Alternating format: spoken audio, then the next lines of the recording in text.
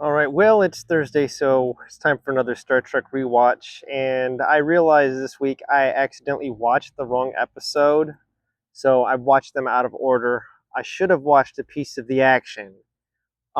Somehow I ended up watching the Immunity Syndrome instead, so I'm just going to cover the Immunity Syndrome, and then we'll do a piece of the action next week.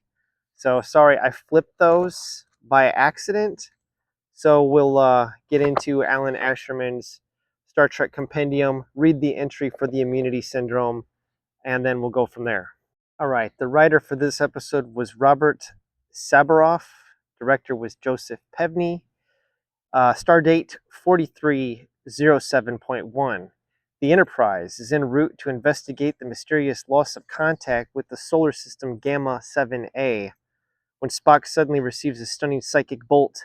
The USS Intrepid, a starship manned entirely by Vulcans, has just been completely destroyed. So, Spock, there's 400 people on board, and Spock is at his console, and all of a sudden he just like freaks out. He's all, 400 Vulcans just died.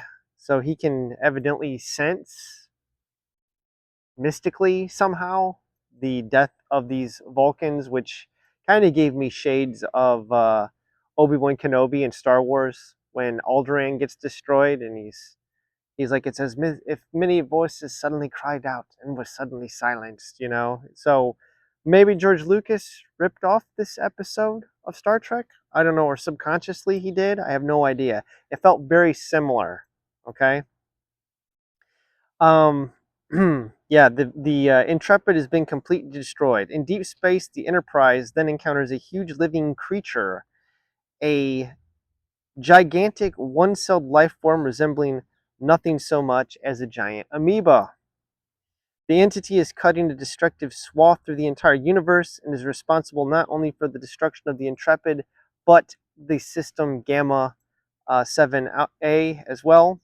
Kirk realizes that his starship may be the only means of stopping the creature before it can end all life in our galaxy because it's about to reproduce. So it's going through getting ready for cellular division.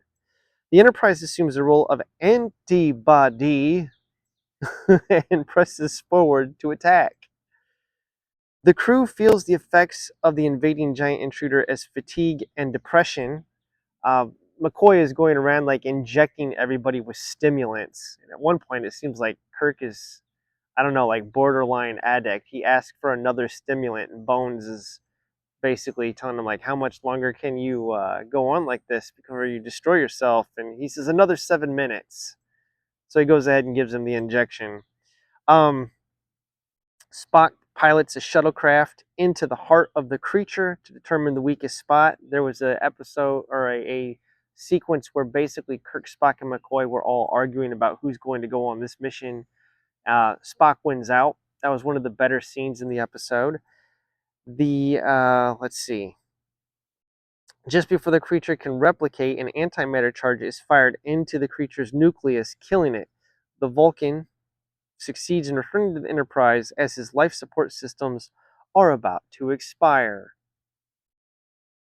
So here you can see like the Enterprise right there going into this amoeba looking thing, black and white photo, acting as an antibody. And I really don't have a whole lot else to say about this. No crewman deaths this week, so our death count remains at 43. Um, there was one interesting bit of dialogue where Spock got all philosophical about humans, that they mourn over the death of one, but like not over the death of millions. And he's bickering with McCoy about it. I found that interesting. And then, of course, the nature of the relationship between Kirk, Spock, and McCoy is really on screen here. No Sulu again this week. I assume he was still off. George Takei was probably still off filming the Green Berets. But yeah, so next week we will cover a piece of the action, right? The mob planet, the gangster planet, which is a pretty fun episode, very comedic. So I look forward to that. Let me know what you think about this one below. Until next time, live long and prosper, friends. Have a wonderful day.